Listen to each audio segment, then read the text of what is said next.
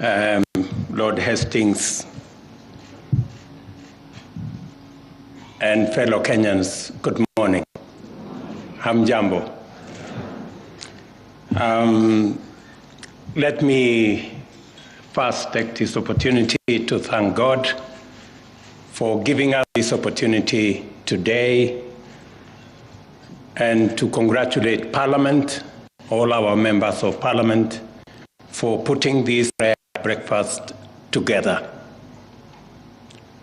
It is an occasion when we all come from different walks of life, from different parts of our country, together with our neighbors and friends from far and near, to think together, to share, and to pray together.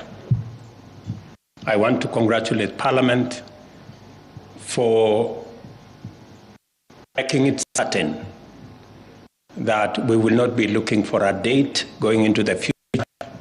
It's now confirmed that it is the last Thursday of May every year.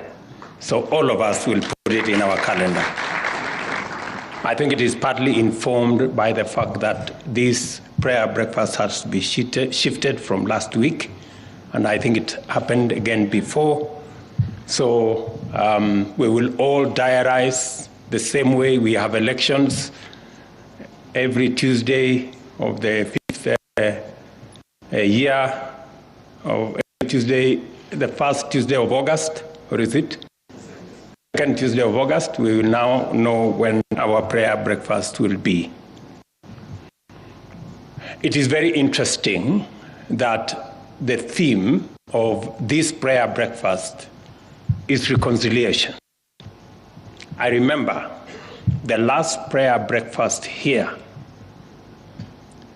was again around the same. I remember that prayer breakfast asking for forgiveness from my friend, the former president. And it is interesting that today we are again discussing in our first prayer breakfast the subject of forgiveness and reconciliation. Let me say that I am truly grateful to God that in this, our first prayer breakfast, we have come together as a nation. And it is perfectly in order for us to celebrate where we are today as a country. Let me first congratulate all elected leaders who are here on this first prayer breakfast. Congratulations to all of you who have been given the opportunity to serve the people of Kenya. All of us, from our MCAs to our members of Parliament, to our governors, and all of us in between. We want to thank God for the opportunity to serve the people of Kenya. And I want to congratulate you and to tell you that I am looking forward to working with each and every one of you, working together across political lines on matters that are important to the people of Kenya. And in that working together, it is not necessary that we will always agree, but it is important that we work together towards the betterment of our country. I am reminded, and I want to thank God for the last general election. The last general election were in a category of their own.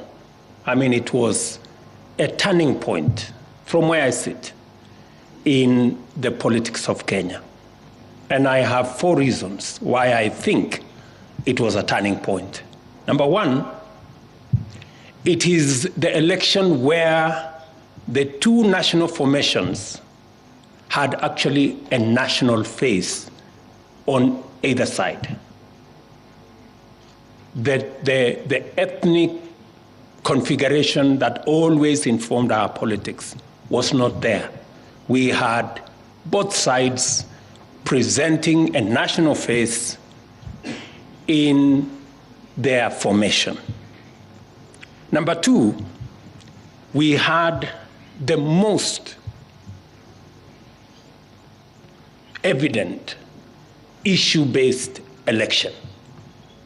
The election was about issues. There are issues that we differed. Our brothers on the other side, for example, said borrowing money was good because we were using other people's money to run our development, which made some sense. We argued on our side that we needed to slow down on borrowing because borrowing could lead us to a different place. But we also had occasion when both formations agreed, like, for example, on housing. So it was issue-based. We had an issue-based election. It is also correct that we had a closely contested election. Again, because it only happens in Kenya that in our last election, the opposition leader became the government candidate. And the sitting president of the government became the opposition candidate.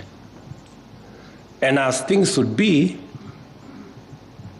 the opposition candidate, who was the then sitting deputy president, won the election, and the sitting president then handed over power to his deputy and went ahead to become the leader of the opposition party. That only happens in Kenya, I think. So it was quite amazing.